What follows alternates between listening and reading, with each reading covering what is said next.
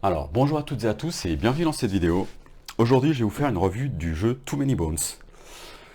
Donc moi, je possède la version française de Too Many Bones. Ce jeu, il est déjà sorti depuis un bon moment en anglais. Enfin, il a connu même de multiples sorties, j'ai envie de dire. Il y a eu plusieurs campagnes participatives en anglais au fur et à mesure des extensions.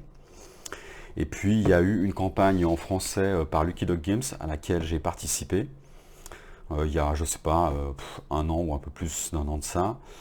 Le jeu est sorti l'année passée, il y a quelques mois. Enfin, on l'a reçu il y a quelques mois. Et puis, dans la foulée, il est sorti en boutique en français. Voilà. Donc,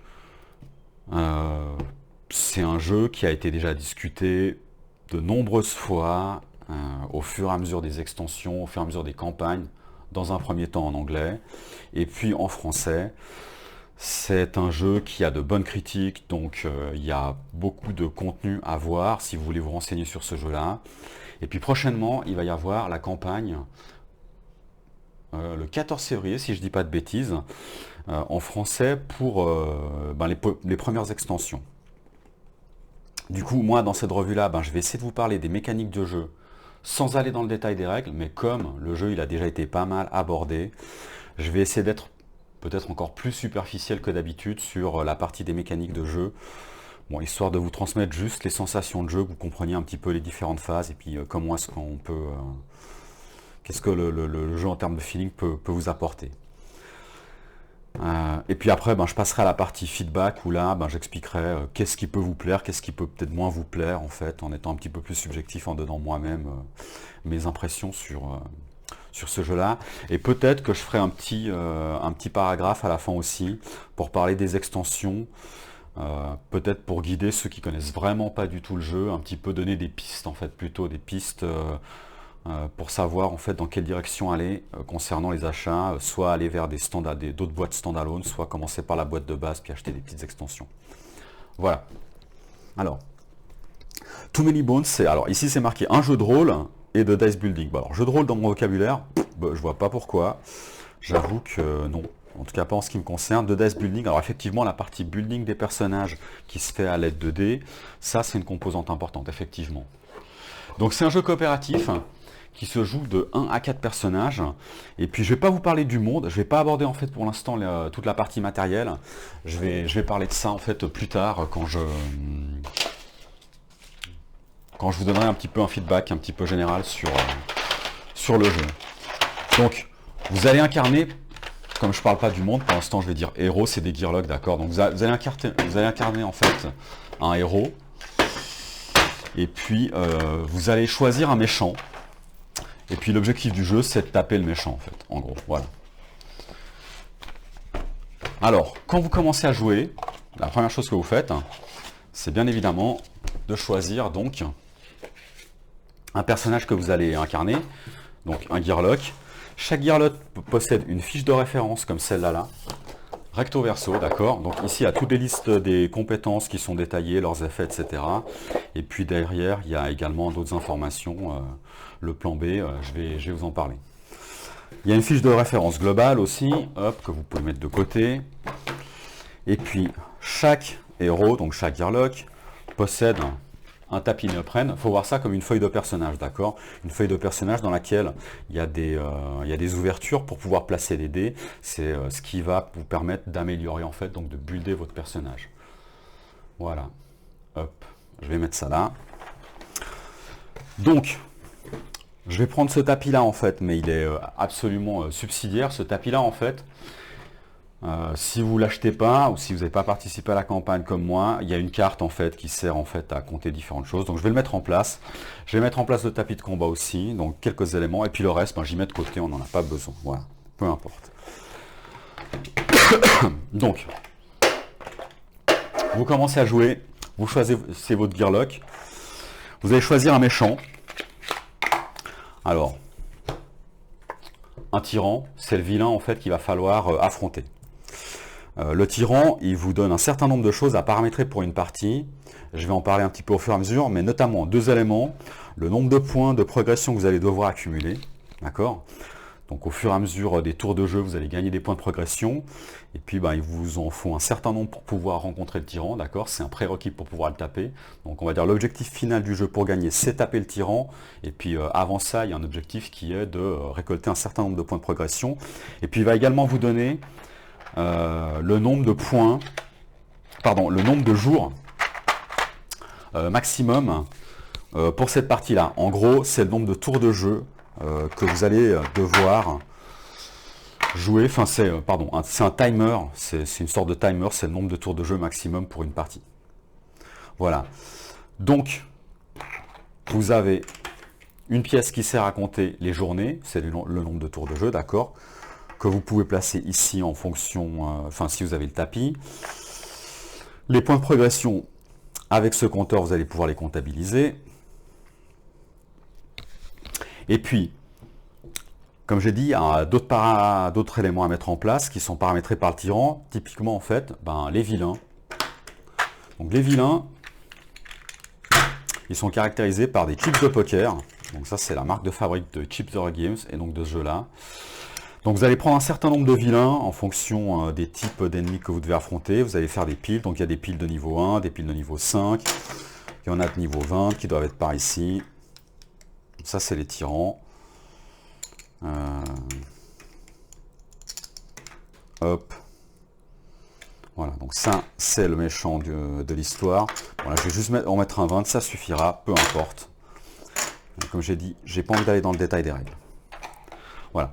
Donc, vous mettez en place votre partie. Et puis après, comment se déroule un tour de jeu? Ah oui, excusez-moi, il y a encore un truc à mettre en place. C'est un paquet comme celui-là. Enfin, il y a encore deux choses à mettre en place. Il y a un paquet avec des cartes rencontres. En gros, vous allez prendre à peu près autant de cartes rencontres qu'il y a de nombre de jours. Et puis chaque jour, il faudra tirer une carte rencontre. Alors, il y a plus de cartes rencontres que de jours permis, que de tours de jeu permis, parce qu'en plus de ça, vous allez inclure des cartes rencontres qui sont des rencontres spéciales, des rencontres de tyrans. Mais bon, voilà. Et puis, il y a également une pioche, en fait, pour des objets ici, donc, qui sont les butins que vous allez pouvoir... Je vais mettre ça là.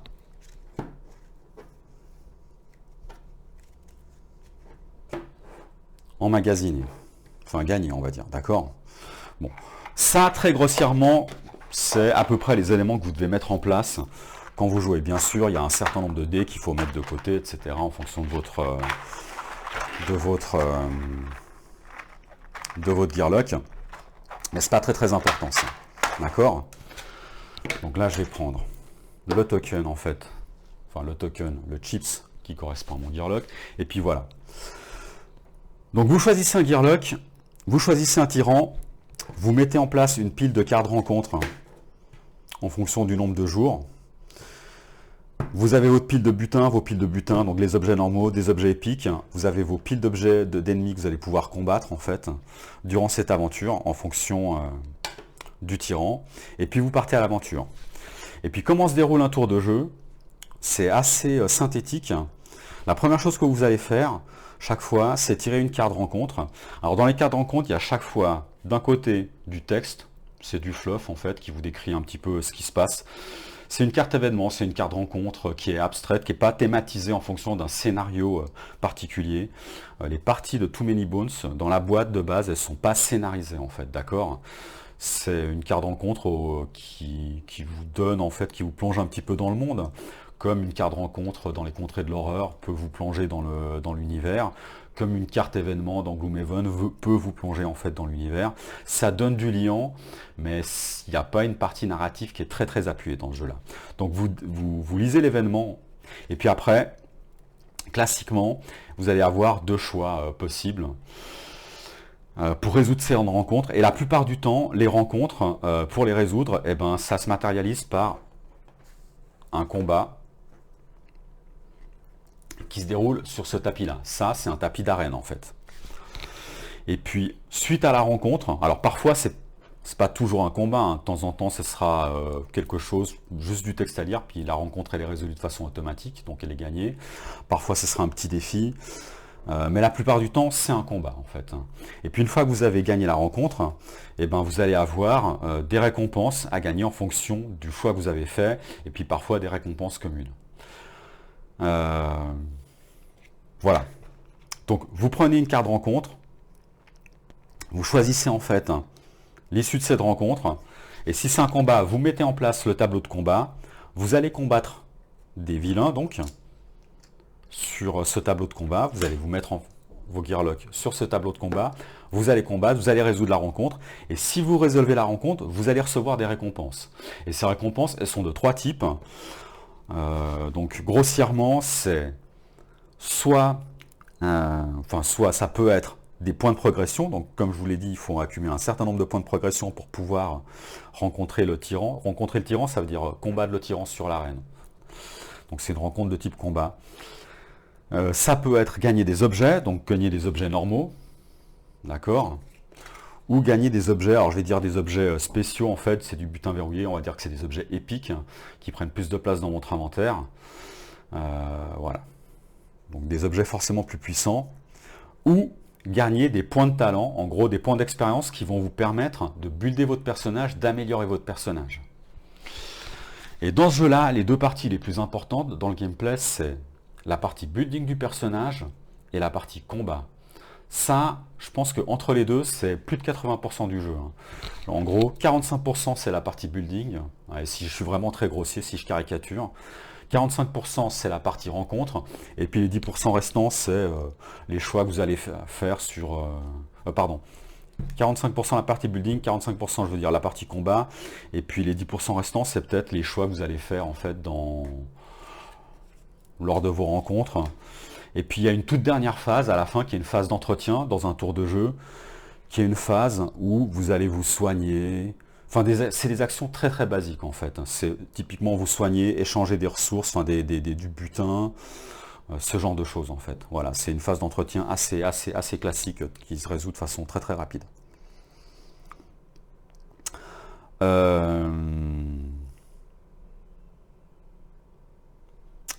Voilà pour le tour de jeu. Alors maintenant, il faut donc que je me concentre, que je détaille un petit peu plus, sans aller à nouveau trop dans le détail, sur la partie building et sur la partie combat. Donc, votre gearlock, il a un certain nombre d'attributs, et ça c'est commun à tous les gearlocks. Donc il a de la santé. Donc les points de santé pour les gearlocks comme pour les monstres sont caractérisés par des chips de poker que vous allez placer sous votre gearlock. Donc lui au départ il part avec 4 points de santé, donc il a 4 tokens. Et puis quand il en perd, et ben hop, vous allez en virer les chips, voilà, au fur et à mesure. Donc là il lui en reste que 2. C'est comme ça que vous comptez votre santé. C'est pareil pour les ennemis en fait. Les ennemis en fait, lui par exemple il vient avec 5 points de santé. Donc là, vous allez mettre 5. Et puis c'est comme ça que vous allez le mettre sur votre arène. Donc, vous avez des attributs qui sont communs, la santé, la dextérité, l'attaque et la défense. Et puis après, ici, vous avez une grille, et ça, c'est particulier à chaque gearlock ici. C'est une grille de compétences que vous allez pouvoir débloquer. Alors, ce qui est très intéressant dans ce jeu-là, c'est que chaque gearlock fonctionne d'une façon très différente. Donc ce qu'il faut retenir, c'est que le jeu est très fortement asymétrique de ce point de vue-là. Par exemple, on a lui qui est Furax, qui va être une sorte de DPS au corps à corps. Dans la boîte, vous avez également Capitank. Bon bah lui, comme son nom l'indique, c'est plutôt un personnage qui peut encaisser des dégâts et faire du crowd control. Vous avez Sparadoc qui est une sorte de support qui va pouvoir faire du heal, bon, et d'autres choses, hein, d'accord. Et puis Atomic qui est un DPS, on va dire, un petit peu multiclasse à distance. Voilà, on retrouve un petit peu la Sainte Trinité qu'on a dans des MMO, c'est-à-dire DPS CAC, enfin DPS corps à corps, DPS range, DPS à distance, support, et puis tank. Par contre, vous avez pas mal de choix dans la façon de builder vos personnages. Par exemple, pour Furax, vous pouvez choisir de maximiser son arme de talent parce que cette grille-là, en fait, elle est différente pour chaque gearlock, forcément. Mais derrière cette grille, en fait, il y a des arbres de talent, en fait. Donc là, il y a des flèches qui déterminent le sens de progression de vos arbres. Et ça change, en fait, d'accord. La géométrie des arbres n'est pas la même en fonction des gearlocks. Il y a non seulement les compétences, mais en plus, la façon d'améliorer ses compétences, c'est pas la même. Et pour lui, pour Furax, ben peut-être que vous allez maximiser sa compétence de rage, d'accord. Donc c'est un berserker, pour pouvoir one-shot peut-être à un moment certains ennemis, au tout début des ennemis de niveau 1, puis après des ennemis de niveau 5, puis peut-être après même des ennemis de niveau 20. Bon, ça il faut déjà, ça demande déjà c'est un effort qui est assez conséquent. Voilà. Ou peut-être que vous allez débloquer en fait des compétences qui sont peut-être plus directes pour augmenter votre armure, enfin pour avoir en fait du poison sur votre armure et puis faire des dégâts comme ça, ou bien pouvoir riposter. Donc peut-être que vous allez en fait vouloir faire des dégâts de rétaliation plutôt que sur le court terme, plutôt que d'avoir en fait un build qui est orienté berserker et qui est peut-être plus patient, mais pour one-shotter en fait de temps en temps des vilains. Bon, là à nouveau je caricature, c'est très grossier. Voilà, donc retenez que chaque gearlock a un arbre de compétences qui est bien spécifique, avec des compétences qui sont bien spécifiques.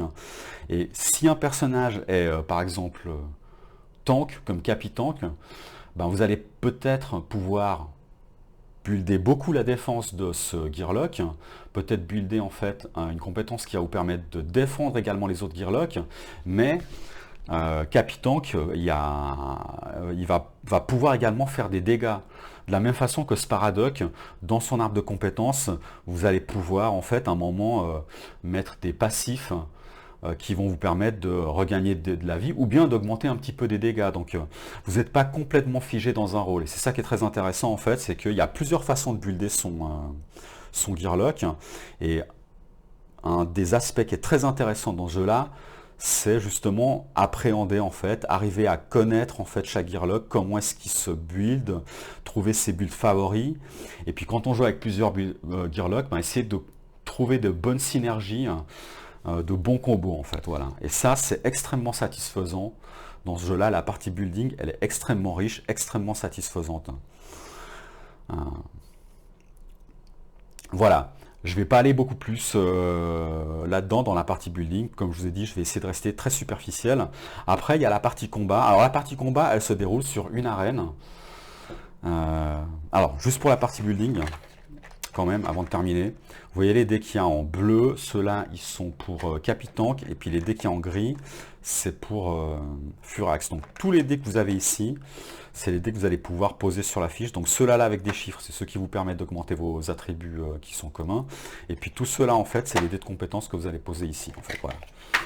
Ok, donc ça c'est au niveau du matériel. Je repose là et je reviens à la partie combat. Donc pour la partie combat, quand vous avez des rencontres et que vous devez faire un combat, la carte rencontre, elle vous dit chaque fois comment initialiser en fait la file d'ennemis que vous allez combattre. Peut-être que vous allez avoir, je sais pas moi, allez, 2 monstres de niveau 5 et puis un certain monstre de niveau 1. Alors là j'ai pris. Allez, je vais faire comme ça. Voilà. Peut-être que votre file de combat, ça va être représenté par ce petit paquet, d'accord. Et puis parfois certaines cartes vous demandent de rajouter au-dessus de la pile peut-être certains monstres, on va dire, je sais pas, un monstre de niveau 5, peu importe. Voilà. Donc, la carte rencontre va déterminer combien d'ennemis vous allez devoir et de quelle puissance vous allez devoir affronter. La scalabilité en fonction du nombre de joueurs, elle se fait à ce niveau-là. Alors, elle se fait déjà dans un premier temps parce qu'il y a des cartes rencontres qui sont orientées pur solo, c'est-à-dire quand on joue qu'un seul gearlock ou bien plusieurs. Et puis après, les ennemis, en fait, la puissance totale des ennemis, donc qu'on cumule avec les valeurs qui sont au dos des chips de poker, c'est une fonction multiplicative du nombre de gearlock et puis du compteur de jeu, donc de la journée en cours. Et c'est comme ça en fait que la scalabilité, l'ajustement de la difficulté en fonction du nombre de gearlock se fait. Ça veut également dire qu'au fur et à mesure des rencontres, au fur et à mesure des tours de jeu, eh ben, il va y avoir de plus en plus d'ennemis et des ennemis de plus en plus forts. Donc il va falloir s'améliorer en fait, essayer de réussir les rencontres.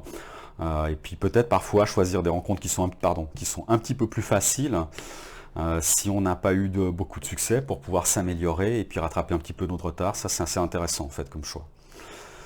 Donc, quand vous avez, pardon, quand vous avez déterminé votre pile d'ennemis, ben, vous allez placer des dés d'initiative sur votre piste d'initiative, d'accord, pour chaque ennemi. Et puis ben, après, pour les Gearlock, donc là, lui c'est le gris, vous allez également placer votre dé sur la piste d'initiative. Donc bon, là je ne les ai pas placés de façon... allez, je vais les placer pour de vrai, là, ok.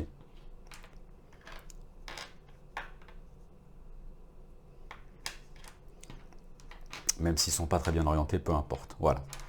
Et puis il y a également un compteur de tours de jeu, un compteur de manches en fait, que vous placez ici. Et puis pour chaque ennemi, ben, vous allez les mettre en jeu avec un certain nombre de points, d'accord. Donc en fonction s'ils sont au corps à corps ou à distance. Il y a des règles de placement qui sont très très simples en fait, je ne vais pas rentrer dans le détail. Donc vous allez placer tous vos ennemis, d'accord, avec leurs points de vie en fait, à différents endroits sur la map. Puis après, ben, c'est vous qui allez vous placer sur la map de combat, sachant que il n'y a jamais plus de 4 ennemis que vous rencontrez en même temps sur la map de combat. Donc à la fin du tour, quand vous avez tué un ennemi par exemple, je vais quand même leur mettre un petit truc là. Je ne les retourne pas volontairement, d'accord. Je pourrais retourner lui, tiens, voilà, volontairement. Parce que je n'ai pas envie de faire toute la mise en place là. Peu importe. Donc supposons qu'à un moment, bah, vous tuez cet ennemi là, d'accord. Donc à la fin du round, à la fin de la manche, vous allez faire venir le prochain ennemi qui est dans la file en fait. Bon là je les ai pris directement dans la pioche des ennemis, là peu importe. Là imaginons que ça c'est la pioche, c'est la file d'ennemis qui est là, d'accord. Et ben ce sera le suivant qui viendra en jeu. Qui se passera en jeu. Voilà. Donc il n'y a jamais plus de 4 ennemis sur ce tapis de combat. Et puis à chaque manche on va incrémenter en fait le compteur de manches. Donc là, ce qu'il faut retenir de cette partie-là, c'est que c'est une partie qui est pas très tactique parce que la matrice en fait de combat, c'est une matrice orthogonale. Enfin, il y a des ennemis qui peuvent se déplacer en diagonale, mais la plupart du temps, en fait, tout est géré de façon orthogonale. Et puis, l'activation des ennemis, elle est très basique. Hein. Ils peuvent se déplacer d'un certain nombre de cases, puis après, ils attaquent. Les règles de priorité de ciblage, elles sont très très simples, en fait. Et puis comme c'est une matrice de combat qui fait très peu de cases, qui fait 4 sur 4, d'accord, il n'y a pas... Là, les différents types de cases, en fait, au corps à corps ou à distance, elles servent surtout pour le placement, mais après, en jeu, elles n'ont pas d'importance. Donc il n'y a pas des cases obstacles, il n'y a pas des cases de couvert, il n'y a pas de notion de ligne de vue. On ne se déplace pas beaucoup, le positionnement il est important, on peut à un moment, il y a des compétences qui nous permettent de faire des sauts, des choses comme ça, etc. Et des ennemis qui peuvent partir en vol et revenir. Mais l'action elle est assez concentrée, elle est assez resserrée en fait. Par contre, ce qui perd en tactique, ben, il le gagne en fluidité parce que le jeu est très nerveux en fait, c'est très très dynamique. Et puis, le jeu il est surtout basé sur la stratégie en fait. Il y a un vrai aspect stratégique dans les combats. On pourrait se dire que sur un tableau de 4 sur 4, on n'a pas beaucoup de choses, pas beaucoup de possibilités. Mais en fait, il faut savoir que vous avez beaucoup de compétences, que les ennemis, eux, ont également ont des capacités. Donc là, par exemple, celui-là, il a Raid et puis Rage 2, d'accord. Et sont décrites ici. Donc il y a plein de compétences. Et puis, il y a vraiment des stratégies de combat que vous allez adopter, vous allez pouvoir vous adapter. Par exemple, vous pouvez avoir des stratégies très agressives pour essayer de maximiser les dégâts, essayer de terminer le combat assez vite, ou en tout cas de cibler certaines cibles et les tuer très très vite. Ou inversement, vous allez peut-être avoir des stratégies qui sont plus dans la temporisation pour gagner le combat sur la durée, plutôt d'être défensive et puis de faire des dégâts qui font des dots, des dégâts overtime, typiquement comme du poison ou des choses comme ça, essayer de contrôler un petit peu certains ennemis. Donc voilà, il y a différentes, ou de se soigner par exemple. Il y a vraiment, stratégiquement, il est très très riche, il permet beaucoup de choses. Et puis, ce compteur, quand il arrive à 6, tout le monde se prend un dégât, donc sans sauvegarde d'armure, et ça peut être un élément que vous pouvez exploiter, par exemple, pour vous développer votre stratégie, quoi. Si jamais vous décidez d'avoir un Gearlock qui tient la route jusqu'à la fin et qui a plus de points de vie, peut-être que vous allez gagner le combat parce qu'il y a ce système de mort subite qui va tuer en fait tous les vilains, puis il vous restera peut-être 1 ou 2 points de vie à la fin, et on gagne tous ou on perd tous. Il suffit qu'il y ait un Gearlock qui soit vivant, et la rencontre est gagnée, et inversement, si tous les Gearlocks sont morts, la rencontre elle est perdue. C'est un jeu qui est très stratégique au niveau des combats à cause de la façon dont on combat également. En fait, il y a des dés qui sont des dés communs, il y a des dés d'attaque et des dés de défense. Les Gearlocks et les ennemis tirent des dés d'attaque et des dés de défense, d'accord? Mais, comme je vous l'ai dit, chaque Gearlock a des compétences. Et ce qui est intéressant, c'est que vous avez en fait chaque fois un pool de dés que vous pouvez lancer au combat, qui est déterminé par votre dextérité. Donc si jamais c'était 3, ce serait 3 dés que je pourrais lancer. Si jamais j'avais amélioré ma dextérité, par exemple, je sais pas moi, de 2, ce serait 5 dés. Et puis au début, j'ai 3 dés, j'ai 3 d'attaque, je me pose pas trop de questions, je lance mes 3 dés d'attaque, d'accord, qui sont ceux-là. Mais après, en gagnant des compétences, il va falloir faire des choix. Est-ce que, par exemple, j'ai un pool de 5 dés, est-ce que je vais choisir de tirer, je sais pas, et j'ai un peu de défense, de tirer un dé de défense, peut-être un petit peu d'attaque, et puis peut-être de tirer quelques compétences. Comment est-ce que je vais répartir un petit peu ce pool de dés? Et puis ça, c'est des choix à faire, qui sont très stratégiques. Sachant que une compétence, quand vous l'utilisez, elle s'utilise une fois. Donc pour ce combat, après, vous regagnez votre dé de compétence, d'accord, une fois que vous l'avez débloqué. Et puis après, il est défaussé. Alors, je rentre pas dans le détail, c'est pas tout le temps comme ça. Il y a certains dés de compétences qui fonctionnent comme des compteurs. Il y a certains dés de compétences qui fonctionnent comme des bonus en fait récurrents sur le temps. Il y a certains dés de compétences que vous pouvez recycler, donc tous les dés ne sont pas défaussés, d'accord? Mais on va dire très grossièrement, vous avez à choisir entre des dés classiques d'attaque, des dés classiques de défense, et puis vos dés de compétences, et puis il faut essayer de voir comment est-ce que vous allez utiliser un petit peu ces dés au fur et à mesure des combats. Sachant que le jeu est rendu stratégique par tout un tas d'autres mécanismes. Je ne vais pas tous les détailler, mais par exemple, il y a des dés que vous allez pouvoir en fait conserver, que vous allez pouvoir, il y a des cases donc bloquées ici, des cases actives. Donc vous allez pouvoir faire des réserves de dés, par exemple, vous jetez votre attaque en même temps que votre défense. Ça veut dire que tant que vous n'avez pas activé en fait vos Gearlocks, donc vous les activez en fait dans l'ordre d'initiative, donc la piste d'initiative est extrêmement importante, et potentiellement vous êtes à poil, vous n'avez pas de défense. Et puis vos dés ils peuvent vous servir à vous ou à un autre Gearlock. Donc là à nouveau la piste d'initiative elle est très importante. Donc peut-être qu'en fonction de votre position sur la piste d'initiative, d'un combat à un autre, vous allez peut-être même adopter des stratégies différentes. Parfois, il va falloir un petit peu vous adapter. Donc, comment est-ce que vous allez choisir un petit peu votre défense en fonction de votre attaque? Est-ce que vous allez vous commit, enfin vous allez vous impliquer plus en fait sur la partie agressive pour descendre en fait une cible et puis vous exposer. Voilà, donc tout ça c'est des choix qui sont extrêmement intéressants, extrêmement stratégiques. Et puis après, il y a une composante également dont je n'ai pas parlé, c'est tout un pan du combat, c'est le plan B. C'est-à-dire que les dés, potentiellement, quand vous les tirez, ils ont une face qui est Bones, c'est de là que tire son nom, le jeu. Et en gros, les Bones, il faut considérer ça comme des échecs. Sauf qu'en fait, ces échecs, vous pouvez... ces Bones... Il y a une piste en fait ici et vous pouvez les utiliser à votre avantage. En fait, c'est une façon de mitiger en fait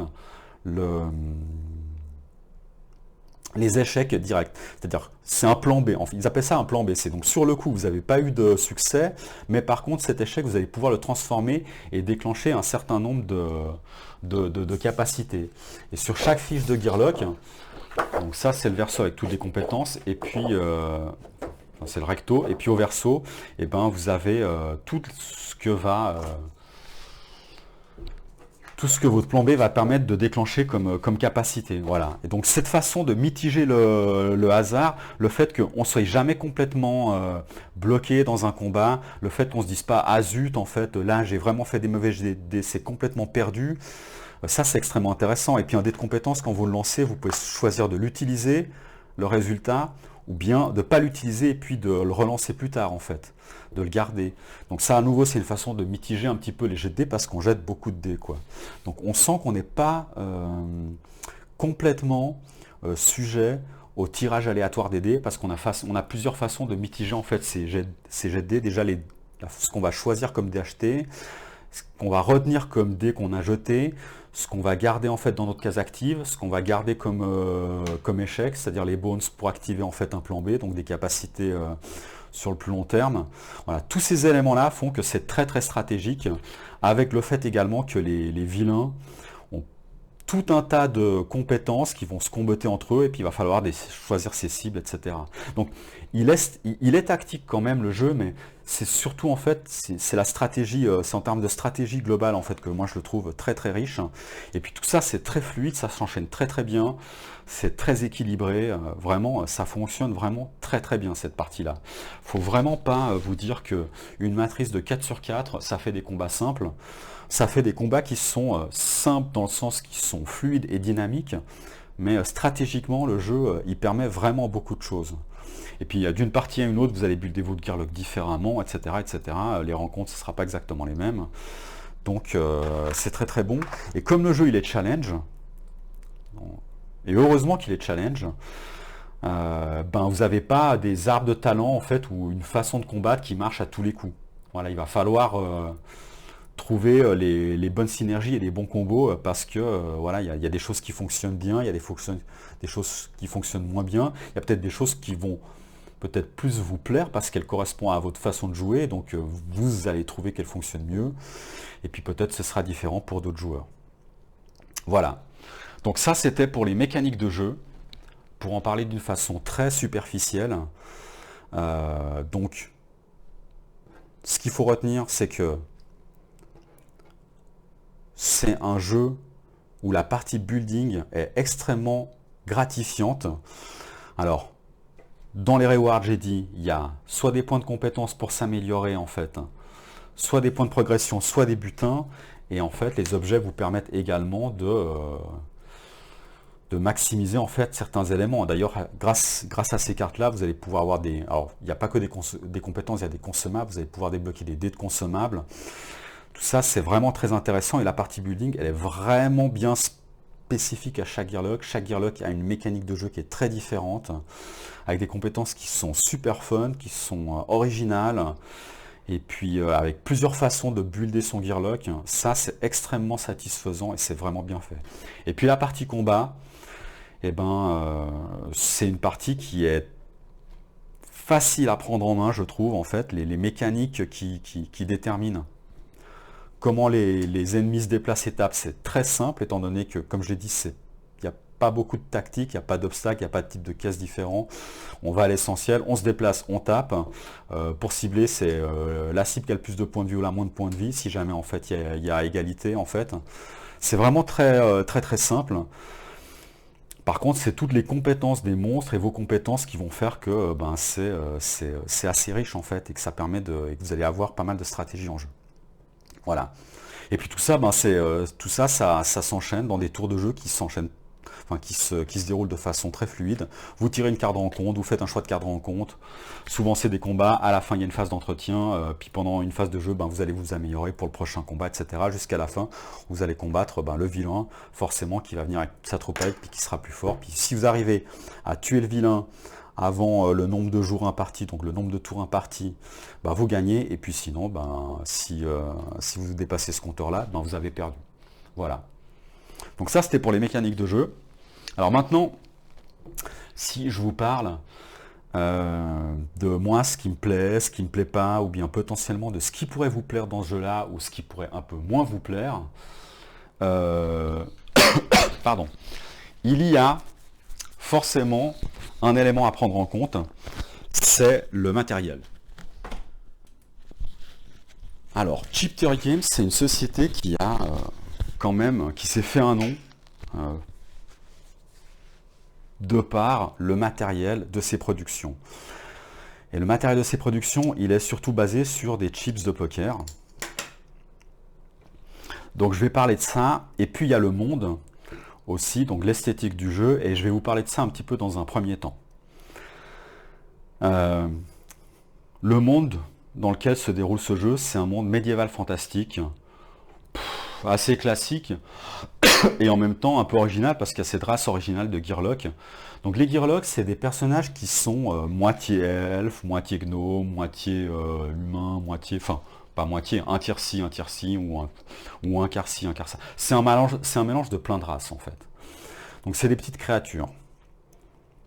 Et puis c'est eux qui vont aller, c'est eux qui ont vu qu'il y avait une menace, en fait, qu'il y avait des tyrans qu'il faut aller affronter, et puis qu'il faut aller taper. Bon. Moi, ce genre d'univers avec des petites créatures, typiquement à la Dark Crystal, moi j'aime bien en fait. Dark Crystal pour le coup, j'adore vraiment. Donc le fait d'avoir choisi des Gearlocs, moi je trouve que c'est un choix qui est intéressant, qui apporte un petit peu d'originalité. Et puis ça permet, étant donné qu'en fait les Gearlocs, en gros, ils regroupent un petit peu tout ce qu'on a dans un univers médiéval, c'est beaucoup plus facile, j'imagine, pour les créateurs de développer à un moment un Gearloc qui est plutôt... ingénieur comme un gobelin, par exemple, dans les extensions, il y en a avec des familiers ou avec des trucs comme ça, mécaniques, ou un Gearloc qui est plutôt ranger, plus proche de la nature, etc. Voilà. Ou un Gearloc qui est plus proche d'un archétype de viking, comme Furax. Ça permet au sein d'une même race d'avoir un petit peu un panel très très large d'orientation, d'archétypes, de compétences. Donc c'est assez pratique, c'est un petit peu original, et moi ça me va bien en fait. Après l'esthétique du jeu, peut-être qu'elle peut freiner certaines personnes. Bon alors maintenant, les Gearlocs, ce qu'il faut comprendre, c'est que vous avez un dessin ici, un dessin sur le chips, et c'est tout en fait. Il n'y a pas d'autre représentation. Et sur les cartes d'aventure, vous auriez remplacé Gearloc par autre chose, ça fonctionne tout aussi bien, on n'a pas l'impression d'être un peuple élu ou quoi que ce soit, enfin en tout cas moi je ne l'ai pas ressenti comme ça. Et ce jeu-là, il n'est pas fortement scénarisé, hein, d'accord. Les cartes de rencontre, elles vous permettent de décrire en fait une situation pour faire après un choix. Ça permet de donner du corps au jeu, ça permet de donner un liant. C'est pas une petite partie, mais elle est importante parce qu'elle sert à lier un peu le tout, d'accord, en termes de fluff. Mais il n'y a pas de dessin, d'accord. Et puis au niveau de la description, bah, vous n'allez pas être bloqué, je pense. Et puis les cartes objets, elles, par contre, elles sont en noir et blanc, elles sont très jolies, franchement. Donc là, il n'y a pas de souci à ce niveau-là. Donc vraiment, voilà, des dessins de Gearloc. Vous en avez un sur le chips, un là-dessus. Et puis en plus de ça, je pense que dans le jeu-là, il ne faut pas se dire qu'on incarne un Gearloc. Parce qu'il y a de l'immersion avec le matériel, mais c'est surtout les compétences en fait du Gearloc qui ressortent plutôt que son caractère ou un truc du style, en fait, je trouve. C'est-à-dire que dans ce jeu-là, on se dit qu'on joue en fait un Gearloc avec des compétences. C'est vraiment les compétences qui se ressortent le plus. Donc le côté on est des Gearlocs, ça s'efface très très vite. Donc le monde qui soit pour vous sympathique, ou qui soit un peu transparent, ou que ce soit un peu rébarbatif, honnêtement, je pense que c'est pas une composante qui est très importante dans le jeu. Par contre, après, la qualité du matériel, elle peut être impactante. Alors bon, l'esthétique des Gearlocs, moi je la trouve pas exceptionnelle, même si après dans les autres extensions ça s'améliore un petit peu, mais c'est pas très grave. Le reste du matériel, lui par contre, il est très très bien produit. Et de vous à moi, je trouve que ce jeu-là, il est surproduit en fait. On a des tapis néoprène, en veux-tu, en voilà. On a des chips de poker, alors forcément, ben, c'est leur cœur de jeu. Alors pour ceux qui se disent que je trouve que c'est surproduit et que et si j'ai c'est un pote qui me les a filés en fait. Hein. J'ai les versions de luxe parce que celles de la boîte de base suffisent largement. Je trouve que c'est un jeu qui est surproduit. Les fiches ici en fait, c'est tout plastifié, c'est du PVC. Pareil pour les cartes de rencontre en fait, c'est water. Enfin, vous pouvez renverser votre bière, on va dire. Vous essuyez, il n'y aura pas de souci. Le jeu, il est vraiment surproduit en fait. Voilà, les dés sont de très bonne qualité. Tout est de très très très très très bonne qualité. Moi, je pense que le jeu, vous auriez eu des cartes standards qui ne sont pas en PVC, ça aurait été très très bien. Les fiches ici, ça aurait été très très bien. Et puis même ça, vous auriez eu des cartons, voire des cartons double face en fait. Des cartons double face. Bon alors après, plus tard, il y a des tapis de Gearloc qui sont recto verso. Donc peut-être que là, ils auraient dû trouver une solution en fait. Mais en tout cas, des cartons double face, ça aurait été très bien. Et ça aurait même eu comme avantage d'avoir une qualité d'impression, même si elle est bonne, hein, pour des tapis néoprène, meilleure parce qu'en fait, elle n'est pas super fine non plus. Et puis pareil, ici, alors là, vous voyez peut-être pas en fait, parce que le niveau de mise en point il est réglé, puis que là, il faudrait que je augmente la lumière.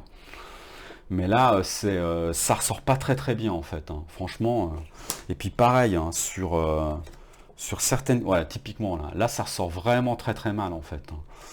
Donc le fait d'avoir imprimé ça sur du PVC ou du néoprène, je trouve que c'est pas forcément quelque chose qui est de meilleure qualité que si on l'avait imprimé. C'est-à-dire qu'on gagne enfin, on y gagne, mais on y perd aussi en fait. Voilà.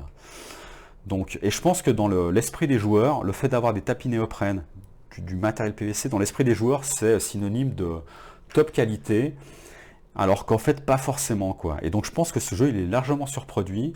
Et s'il n'y avait pas tout ça, moi, le jeu, je l'achèterais quand même et je le trouverais très très chouette. Alors maintenant, c'est vrai que les chips de poker, moi, si jamais il y avait des cartons, en fait, de cette épaisseur-là, ben, j'achèterais le jeu aussi et ça me plairait. Et déjà comme ça, avec tout ce que je vous ai dit, j'aurais plaisir à manipuler le jeu. Mais, je le reconnais, le fait d'avoir des chips de poker avec un certain poids, ça procure un plaisir en fait de manipulation supplémentaire qui est assez jouissif. C'est une composante importante, je pense, chez les personnes qui se sont intéressées au jeu de Chipstery Games. Et c'est sûr qu'avant tout, je pense que c'est enfin, je pense qu'ils avaient la volonté de faire des jeux qui étaient bien produits, avec du beau matériel, mais c'est aussi en fait une démarche qui est marketing. D'ailleurs, ils s'appellent Chips Theory Games, donc on les identifie à travers ça. Cette solution, elle est brandée en fait, hein. C'est pas... voilà, c'est une façon de dire, bah voilà, nous on aura des chips de poker, on s'appelle Chips Theory Game, c'est des composants qui sont en plastique dense en fait. Voilà, il y a un certain plaisir de manipulation. Il y a en fait une démarche marketing et le jeu, s'il était moins bien produit, il serait tout aussi bien et je l'achèterais. Le fait qu'il soit bien produit, en fait, moi, ce que j'ai à en dire, c'est que bah, le ticket d'entrée, il est plus élevé, quoi. Et ça peut être une barrière, en fait, pour certaines personnes. Le ticket d'entrée, pour ce jeu-là, il est assez élevé. Maintenant, avec seulement 4 gearlocks, je dis entre guillemets seulement, et puis il y a quoi, 7-8 tyrans dans la boîte de base, je sais pas, puis tout le potentiel de cartes en compte qu'on a là, on a de quoi jouer vraiment plusieurs heures, hein. Enfin, il y a plusieurs tyrans, donc il y aura des parties qui sont plus ou moins longues justement, plus ou moins difficiles. Il y a vraiment de quoi prendre le temps déjà d'appréhender ces gearlocks, puis même une fois que vous les connaissez bien, vous allez pouvoir tester différents builds, il y aura différentes synergies avec d'autres gearlocks, tout ça, ça donne lieu à... Enfin, il y a vraiment... Le jeu en tant que tel, il est vraiment fini. Vous achetez cette boîte de base, vous allez pouvoir jouer vraiment beaucoup d'heures. Même s'il y a, entre guillemets, que 4 gearlocks, ça suffit largement pour vous éclater, je pense. Donc le ticket d'entrée, il est cher, mais il y a du contenu, d'accord? C'est pas que du matériel, en fait, il y a du contenu. Voilà, mais ça peut être une barrière, en fait, je pense. Moi, c'est un jeu que j'apprécie vraiment beaucoup. La partie building, en fait, j'ai pas énormément de jeux où c'est très développé. Dans Planète Apocalypse, il y a également une partie building avec des arbres de talent que j'aime beaucoup. Il y a également un lord à la fin, hein, à affronter, comme même les sensations de jeu sont totalement différentes, mais il y a ce genre de caractéristiques. Mais j'ai pas, je me rends compte que j'ai pas beaucoup de jeux où il faut vraiment builder en profondeur son personnage. Parfois, c'est augmenter ses caractéristiques, gagner des objets, hein, comme dans un Ameritrash classique, mais là, c'est un aspect qui est vraiment bien poussé et qui fonctionne vraiment bien, et c'est vraiment plaisant, et puis les combats, comme je vous ai dit, sont vraiment fluides. Je veux dire, vraiment, ce qui est dans ce jeu au top, c'est les mécaniques, quoi. Certes, le matériel, il est joli, mais comme je viens de le dire, si jamais il était moins bien produit, moi, le jeu, je l'achèterais quand même, parce que mécaniquement, ça fonctionne vraiment, vraiment, vraiment bien, je trouve. Voilà, maintenant, attention, il n'y a pas de partie narrative, tant mieux, hein, je veux dire, il y a juste du background, ça se joue, les parties c'est du one shot, moi ça me convient très très bien. C'est un jeu qui se met facilement en place, je trouve. Vous sortez en fait vos tapis, vous prenez les dés réservés à vos gearlocks, vous choisissez un tyran, vous préparez en fait le pool de vilains, vous sortez quelques autres éléments, les paquets de cartes ici, vous faites vos paquets de cartes rencontre, et puis hop, c'est parti, quoi. Vous pouvez commencer à jouer très vite. C'est un jeu qui n'est pas forcément facile à maîtriser. Mais ça, c'est positif. Ça veut dire qu'il faut du temps pour arriver à le maîtriser. Par contre, c'est un jeu qui se prend en fait en main assez facilement du point de vue du système de jeu. global. Mais par contre, les gearlocks, voilà, il faut quand même, quand on se retrouve avec une fiche comme celle-là, là, avec tout ça, même si au tout début on gagne quelques dés de compétences, et puis il y a des conseils, hein, d'accord, qui nous disent, bah voilà, commencez à le builder comme ça, en fait, dans un premier temps, même si on peut commencer à débloquer des dés ici, enfin augmenter ses attributs pour avoir un petit peu plus de dés de base. Après, quand il faut commencer à se plonger un petit peu dans toutes les compétences, je dirais pas que c'est quelque chose de compliqué, mais peut-être que certains joueurs, ça peut leur faire peur dans un premier temps. Même si jamais il y a ce côté un petit peu progressif, ça peut potentiellement faire peur. Une feuille comme celle-là, ils vont se dire, mais je dois tout lire avant, en fait. Ils vont peut-être se sentir perdus, débordés. Donc apprendre en main, il n'est pas forcément évident, je dirais, de ce point de vue-là. Maintenant, le meilleur conseil à donner, c'est pas grave, pour une première partie, c'est débloque en fait un arbre de talent juste un petit peu au feeling, ou base-toi là-dessus, puis regarde ce que ça donne, et puis au fur et à mesure des parties, ça va venir en fait. Et je pense que les personnes qui sont un petit peu frileuses sur les premières parties, une fois qu'elles en ont fait 2 ou 3, si elles ont le courage d'insister, là ça va se débloquer, et puis elles vont trouver ça cool. Donc mécaniquement, franchement, un super jeu. Le matériel, bon, ça j'en ai déjà parlé. Et puis, voilà quoi. Vraiment, ce qui est cool, c'est que les jeux Cheap Theory Games, c'est pas... moi, j'avais déjà essayé Too Many Bones avant de l'acheter en français, hein, d'accord. J'avais déjà hésité à l'acheter en anglais, etc. Je l'avais déjà testé. Ils font vraiment des bons jeux. Et puis, ça, c'est bien, quoi. C'est pas juste, en fait, du beau matos, quoi. Donc, moi... je vous conseille de vous intéresser à ce jeu-là. Je pense que cette vidéo, elle n'est pas suffisante pour vous donner des impressions, pour vous faire un avis définitif sur acheter ce jeu-là. Mais voilà, peut-être qu'il y a certains éléments que j'ai peut-être pu débloquer dans cette revue. Et si jamais c'est le cas, allez regarder quelques parties. Là, je pense qu'il y a des tonnes de vidéos qui sont sorties, des tonnes de revues. Allez en regarder. Et puis peut-être que voilà, vous allez trouver des atomes crochus avec ce jeu-là. Moi, je trouve vraiment qu'il est super cool. Et puis avant de terminer, j'ai dit qu'il y avait une nouvelle campagne qui arrivait. Alors, il y a... Undertow, qui est une boîte à peu près de cette taille là en fait, d'accord, une boîte standalone pour jouer à Too Many Bones. Alors à la base, la boîte de base était beaucoup plus grosse. Maintenant c'est cool parce qu'ils en ont fait une boîte plus petite, ça s'appelle ça la Baby Box. Moi je pense que Undertow, ça peut être un bon point d'entrée pour Too Many Bones. Il y a moins de gearlocks, il n'y en a que 2. La boîte elle est un peu plus petite, peut-être qu'elle coûtera moins cher justement à cause de ça. Donc ça peut être intéressant peut-être de commencer Too Many Bones par Undertow. Maintenant, Undertow introduit un mode de jeu qui est un peu différent. Vous pouvez jouer en campagne. Avec Undertow, il y aura des choix à faire. Ce qu'il faut savoir, c'est que Undertow, c'est un standalone, mais qui peut fonctionner comme une extension pour Too Many Bones. Et puis après, il y a des extensions qui sont plus ou moins compatibles avec, on va dire, le standalone Undertow ou bien Too Many Bones. Si vous achetez Too Many Bones et vous achetez Undertow, vous allez pouvoir réutiliser, selon le mode de jeu dans lequel vous jouez, du matériel qui se trouve dans les 2 boîtes. De toute façon, dans les 2 boîtes, il y a des gearlocks. Vous pouvez les jouer, donc c'est complètement compatible, c'est du contenu en plus. Il y a des cartes de rencontre en plus, il y a des méchants en plus. Donc tout ça, en fait, il y a des tyrans en plus. Donc tout ça, ça se mixe. Par contre, il y a des vilains que vous allez pouvoir utiliser que sur Undertow. Il y a certaines cartes que vous allez pouvoir utiliser que sur Undertow parce que le plateau d'Undertow de combat, il est un petit peu différent. Vous descendez une rivière, d'ailleurs, c'est celle-là, en fait, qui est là au verso, ici. Et puis, alors vous êtes parfois dans la nature, parfois sur la flotte, et dans les 2 cas, il y a des monstres qui peuvent vous attaquer sur les flancs. Donc, il y a du matos qui n'est pas toujours compatible. Et puis dans les extensions, c'est pareil en fait. Il y a du matériel qui est plutôt conseillé en fait avec une boîte qu'avec une autre. Donc, vous pouvez très très bien vous dire que vous achetez Too Many Bones. Et puis si le jeu vous plaît vraiment, vous pourriez par exemple acheter quelques gearlocks supplémentaires. Parce qu'on peut acheter des gearlocks à l'unité, donc il y en aura peut-être dans la prochaine campagne. Vous pouvez vous acheter des extensions qui sont Age of Tyranny et puis 40 Days in Delore. Alors ces extensions-là, en fait, il y en a une qui rajoute Alors un mode campagne, alors attention, moi j'appelle ça un mode défi pour pas mélanger avec le mode d'Underto. Pour la boîte de base de Too Many Bones, en gros qui permet d'enchaîner simplement les combats, les parties de tyrans, en récupérant les dés de tyran peut-être, en récupérant des blessures ou des avantages, voilà, ça permet de lier, enfin de gagner un petit peu, enfin d'avoir des états en fait entre les parties, de capitaliser sur un certain gain de dés ou bien de blessures. Ça c'est assez intéressant.